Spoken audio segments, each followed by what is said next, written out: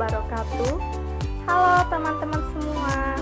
Perkenalkan, nama saya Desi Rahmadani dari Prodi Pendidikan Akuntansi semester 5 Fakultas Keguruan dan Ilmu Pendidikan Universitas Muhammadiyah Sumatera Utara. Baiklah, di video ini saya akan menjelaskan tentang neraca saldo dalam perusahaan jasa. Selamat menyaksikan. Neraca saldo. Neraca saldo adalah sebagai suatu daftar yang berisi seluruh jenis nama akun beserta saldo total dari setiap akun yang disusun secara sistematis sesuai dengan kode akun yang bersumber dari buku besar perusahaan pada periode tertentu. Neraca saldo mempunyai isi berupa daftar yang menerangkan kumpulan saldo berasal dari data yang dipunyai oleh setiap rekening dari pihak-pihak terkait. Neraca saldo biasanya mempunyai beberapa kolom utama yang digunakan dalam melakukan suatu pendataan. Kolom-kolom tersebut antara lain yaitu kolom neraca itu sendiri, kolom harga pokok produksi, kolom perkisaran besar kecilnya keuntungan atau kerugian dari suatu transaksi, dan kolom pembelian serta penjualan. Neraca saldo pada umumnya dikeluarkan pada saat periode akhir untuk digunakan sebagai bahan evaluasi. Hal ini dikarenakan neraca ini akan menunjukkan kestabilan perekonomian yang didapat melalui suatu kegiatan ekonomi yang dijalankan selama prosesnya. Manfaat neraca saldo. Manfaat neraca saldo yaitu dapat memudahkan melakukan pengecekan terhadap kebenaran buku besar yang telah dibuat. Ketika jurnal buku besar yang dibuat dengan benar sebagai dasar penyusunan neraca saldo, maka jumlah total angka kolom debit dan kredit yang muncul di neraca saldo akan menunjukkan jumlah saldo yang balance atau sama. Dengan demikian, neraca saldo dapat dianggap benar.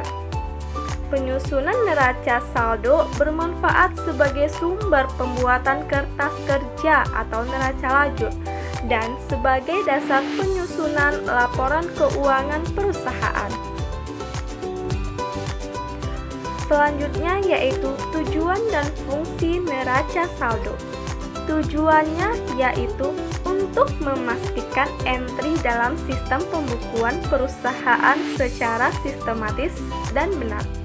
Fungsi neraca saldo yaitu untuk mendeteksi setiap kesalahan matematika yang telah terjadi dalam sistem akuntansi double entry, yakni pembukuan berpasangan. Dan fungsi neraca saldo diantaranya yaitu persiapan, pencatatan, koreksi, dan monitoring. Selanjutnya yaitu bentuk neraca saldo. Format atau bentuk neraca saldo yang sederhana memiliki 4 kolom, di antaranya kode akun atau nomor akun, kolom nama akun atau keterangan, kolom debit dan kredit.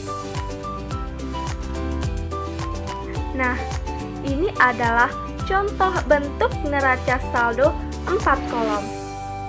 Nah, ini telah kita ketahui gambarnya, yaitu yang pertama, kolom pertama ada nomor akun, di kolom kedua ada keterangan atau nama akun, di kolom ketiga yaitu ada debit, di kolom keempat ada kredit. Di kolom pertama yaitu kolom kode nomor akun. Kolom tersebut berisi kode akun dari setiap akun yang terdapat dalam buku besar. Nomor kode akun harus ditulis secara sistematis atau urut dimulai dari kode 1 yang menunjukkan kode akun harta sampai kode 4 yang menunjukkan kode akun beban. Di kolom kedua yaitu ada kolom nama akun. Kolom berisi berbagai nama akun yang tercantum dalam buku besar perusahaan. Penulisan dalam neraca saldo ini diurutkan dari golongan akun harta, akun hutang, akun modal, akun pendapatan, dan yang terakhir adalah akun beban. Di kolom ketiga yaitu ada debit. Kolom berikut berisi saldo setiap akun yang memiliki saldo debit sesuai dengan buku besar. Di kolom keempat yaitu kolom kredit. Kolom berikut berisi saldo setiap akun yang memiliki saldo kredit sesuai yang ada di dalam buku besar. Selanjutnya yaitu cara membuat neraca saldo. Yang pertama, sebelumnya telah disinggung tentang proses penyusunan neraca saldo, yaitu dengan pemindahan saldo dari buku besar. Yang kedua, penyusunan neraca saldo tergantung dari bentuk buku besar. Jika buku besar menggunakan bentuk stapel, maka saldo setiap akun dapat diketahui setiap saat. Yang ketiga, jika buku besar menggunakan bentuk kontrol atau bentuk T, maka jumlah saldo dihitung terlebih dahulu. Nah, ini adalah contoh neraca saldo. Contoh neraca saldo ini adalah dari buku besar yang telah kita kerjakan sebelumnya. Telah kita ketahui data-data dari buku besar. Selanjutnya yaitu kita pindahkan ke neraca saldo. Kita masukkan keterangannya atau nama akunnya.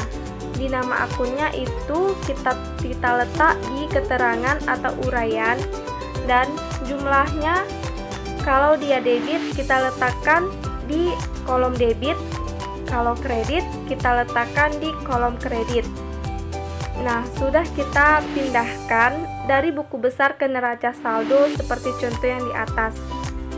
Lalu selanjutnya kita hitung atau kita tentukan jumlah dari keseluruhan debit dan jumlah dari keseluruhan kredit. Nah, setelah kita hitung, dapatlah jumlah debit yaitu Rp950.000 dan dari kredit jumlahnya yaitu Rp950.000. Setelah kita membuat neraca saldo dan mengetahui jumlah hasil neraca saldo, selanjutnya yaitu kita buat keterangan. Ini adalah contoh keterangan neraca saldo yang telah kita tentukan tadi, yang telah kita cari jumlahnya tadi. Keterangannya yaitu, dalam contoh neraca saldo pada PT Bintang, keseimbangan antar debit dan kredit diperlihatkan pada jumlah Rp950.000. Saldo-saldo akun diambil dari akun yang bersangkutan di buku besar. Misalnya, saldo debit akun kas dalam neraca saldo sebesar Rp543.000 adalah merupakan saldo akun tersebut di buku besar. Selanjutnya ada keterbatasan neraca saldo. Seperti pada siklus akuntansi, bila neraca saldo yang sudah disusun sudah menunjukkan saldo yang sebenarnya, maka neraca saldo tersebut dapat digunakan untuk menyusun laporan keuangan. Nah, itulah penjelasan dari video saya, yaitu penjelasan mengenai tentang neraca saldo. Apabila dalam penjelasan saya ada yang berkurang atau kata-kata saya ada yang salah, sekiranya saya mohon dimaafkan. Sekian dan terima kasih. Wabillahi taufiq wal hidayah. Wassalamualaikum warahmatullahi wabarakatuh.